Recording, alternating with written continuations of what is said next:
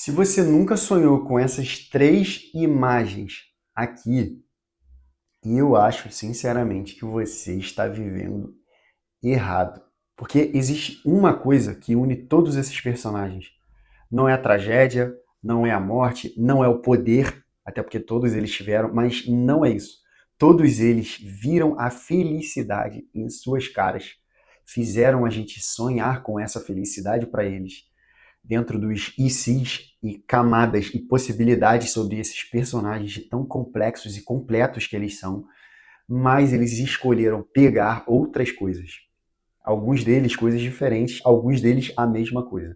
Porém, eles rejeitaram a felicidade. E teremos três, mais um extra, eu adoro trazer um extra, personagens que tiveram isso na cara deles e simplesmente rejeitaram. E eu começo por Anakin Skywalker. Todo mundo aqui sabe que eu sou fãzaço de Star Wars. Eu tenho um vídeo que é muito bacana falando sobre a cena da luta entre Anakin e Obi-Wan Kenobi, mas Anakin Skywalker é o primeiro personagem a ser analisado, porque eu acho que não teve nenhum desses personagens que a gente sonhou tanto com uma outra vida para esse cara. Ele teve tudo em suas mãos, ele teve Padmé, teve a história de seus filhos em suas mãos de forma muito palpável. Porém, ele tinha o peso nas costas dele que ele não estava pronto para carregar. Ele tinha o peso de uma promessa que não foi ele que escreveu, não foi ele que escolheu, não foi ele que previu, mas aquilo dali foi consumindo ele por dentro, foi destruindo ele por dentro e foi gerando tanta camada de tanta confusão dentro dele mesmo que o resultado todo mundo já sabe. You turned her against me! You have done that yourself. Se em algum momento da sua vida você nunca sonhou com Leia, Padmé, Luke e Anakin juntos, você está assistindo errado. Você está vendo de alguma forma que eu não sei como você está assistindo, mas o que eu entrei nesse filler da história do Anakin, irmão, não está escrito. Eu não sei se existe uma historinha dessa, mas são personagens tão bem feitos e tão bem construídos que eles fazem você sonhar com aquilo dali por eles, por mais que eles não tenham se empossado daquilo. E essa é uma das belezas desse personagem e dessas histórias riquíssimas. Happy or sad? Sad. Okay. But I warn you, I'll break your heart. Already broken. E aqui nós temos o maior exemplo, porém muito diferente de Anakin Skywalker. Nós temos Thomas Shelby, um cara que veio da lama, que veio da sujeira, que veio de golpes. E já diferente de Anakin Skywalker, esse é um cara que ele acha que ele não merece ser feliz. E alguns dos momentos que nós vimos ele ao lado da Grace, nós olhamos para aquilo ali e nós olhávamos e nós pensávamos, caraca, por que esse cara não pega essa mulher, vai para as Bahamas, vai para qualquer lugar, pega tudo, irmão, larga tudo e segue a felicidade, viva com a sua esposa e seu filho. Você já tem muito, não precisa de mais, some do mapa. Porém, Thomas Shelby tinha um peso diferente sobre as suas costas. Thomas Shelby nunca conseguiu sair da guerra. E o cara que ele nunca consegue sair da guerra, ele acredita que a guerra se moldou à realidade dele. E ele passou a viver a guerra de uma forma completamente diferente, no seu dia a dia, com as pessoas. Isso é muito alertado, inclusive, pela tia Pori. Você não está mais na França. Acabou. Porém, Thomas Shelby nunca saiu da França.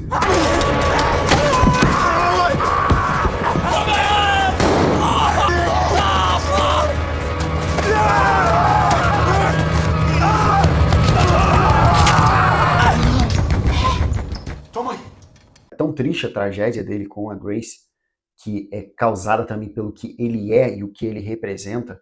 E, uma aspas aqui, minha esposa parou de assistir os Peaky Blinders depois da morte da Grace, de tão apaixonante que era a história dos dois, tão bonitinho ali que era a história dos dois. E quem também não viveu esse sonho de uma noite de verão entre Thomas Shelby e Grace, tá vivendo errado também. Alguma coisa você tá errando aí dentro de você. E o peso que nem era de Thomas Shelby. O primeiro peso deveria ser sobre o seu pai, que nós vemos que é o pai dele. O segundo, na linha de sucessão, deveria ser o Arthur. Porém, nós sabemos que o Arthur jamais poderia carregar a sua família. No início da série eu me lembro de ter a sensação disso. Pô, Arthur, por que ele não assume? E no final, do meio, a gente já entende perfeitamente por que tem que ser o Tommy. E o Tommy enxergou essa brecha e essa falha dentro da sua família e ele fala, cara, eu vou ser esse cara, eu vou ser o camisa 10 desse time, eu vou chamar a responsabilidade para cima de mim. Porém, uma vez chamado e uma vez assumida a braçadeira de capitão, você não pode simplesmente renunciá-la. E Thomas Shelby vivia todo o peso de sua família em suas costas, né? Eu até fiz um vídeo há pouco tempo que eu falei, Thomas Shelby é o filho da mãe, mas ele é o nosso filho da mãe.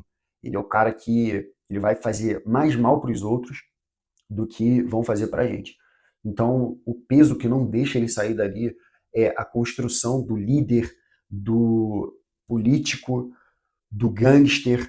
Ele simplesmente não conseguiu abandonar esse peso dos seus ombros que toda a sua família tinha sobre ele. E ele vivia toda essa expectativa sobre ele em seus ombros e ele simplesmente não conseguiu renunciá-la a tempo de salvar ele dessa tragédia enorme, que foi o falecimento da Grace. E aí depois é só ladeira abaixo, irmão. Depois é só ladeira abaixo, porque depois disso o homem está destruído, está quebrado, e aí ele se vê não merecedor da maioria das coisas, depois ele até reconstrói a família dele, porém, anos-luz de distância do que todo mundo da série sonhou. E para mim, o caso mais perfeito que se adequa dentro dessa realidade é a realidade da Daenerys Targaryen, que simplesmente tinha tudo aos seus pés, já tinha conseguido tudo que ela queria. Se naquele momento em que ela fincou os pés do seu dragão nos muros de King's Landing e logo depois a Cersei da Bandeira Branca desiste, se entrega, ela tivesse abrido mão do que ela é, de tudo que ela construiu e conquistou, simplesmente para viver o seu sonho com o Jon Snow, que todo mundo viveu aquele sonho ali deles dois, teria sido extraordinário. E ela poderia ter aprendido com o próprio Jon, que o Jon viu o peso que era ser um líder, ele morre por ser um líder, e ele não quer mais aquele fardo para si. Depois ele descobre que, na verdade, o herdeiro de tudo, quem manda em tudo, é ele, e mesmo assim ele se coloca num lugar de extrema humildade e fala, você é a minha rainha, eu não quero o peso dessa coroa para mim. E ela poderia ter feito o mesmo que ele fez, de reconhecer com humildade e ajoelhar-se diante do legítimo rei, porque ele era o legítimo rei. Ela poderia ter aprendido com o próprio parceiro, porém, ela estava tomada de tanto peso e tanta coisa em seus ombros, foram tantos sims que ela recebeu de pessoas de baixo, foram tantas correntes que ela quebrou, ela devia pensar até nos escravos que ela libertou durante toda a sua trajetória e simplesmente olhar para essa galera e falar, pessoal, vocês não têm que me seguir, vocês têm que seguir esse cara. Então todo esse peso estava sobre suas costas. E ela decide isso após de ter conquistado tudo que queria, tudo que precisava. Se ela tivesse se ajoelhado diante do seu rei, tivesse mostrado para ele qual era a sua intenção, eu tenho certeza que o Jon Snow teria evitado aquele genocídio absurdo em massa, que ali é um momento em que tudo se perde. Eu não estou entrando em questão de roteiro, se foi bom, se foi ruim, estou entrando na história. Jon Snow jamais teria assinado embaixo, a prova disso é o que acontece depois. Ele jamais teria aceitado isso e teria convencido ela a fazer de uma forma diferente. Então, ela se perde por conta disso. Ela tinha uma maldição sobre as costas dela, a maldição do Targaryen e a maldição da expectativa. Ela tinha muita expectativa, muita história, muitas pessoas que ela impactou e tudo que ela construiu. Abrir mão de tudo isso, e aí é onde mora a humildade. A humildade nos faz abrir mão de tudo isso para viver uma coisa maior, que é a felicidade. E Daenerys é o maior exemplo disso, de uma pessoa que não escolheu a felicidade, escolheu o trono, escolheu o poder, escolheu ser temida.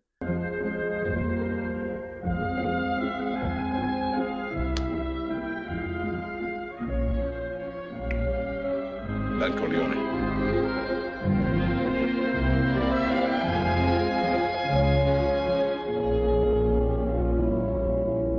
O personagem que, para mim, é o mais famoso da história do cinema, não seria diferente desses outros. Eu tô falando de Michael Corleone. E o Michael Corleone, diferente de todos esses que eu citei, ele nunca teve peso nenhum sobre suas costas, muito pelo contrário. O pai dele desenhou tudo para que ele não seguisse aquilo que ele seguiu. Ele construiu tudo para que ele seguisse uma coisa completamente diferente. E após a tragédia que acontece com seu pai, que ele quase vem a falecer no atentado, Michael muda completamente. Ali é a virada de chave de Michael Corleone, e a partir dali nós vimos um cara que ele consegue tudo menos a felicidade. Ele escolheu o poder, ele escolheu ser temido, ele escolheu ser influente, ele escolheu ser um cara forte, ele escolheu tudo, mas perdeu o irmão, perdeu a esposa e perde a própria filha. E é por isso que essas histórias elas são tão dolorosas, porque são personagens gigantescos, são personagens extremamente apaixonantes, porém eles conseguiram tudo aquilo que eles queriam. Só que conseguir tudo aquilo que eles queriam cobrava um preço, e o preço é se sentir dessa forma.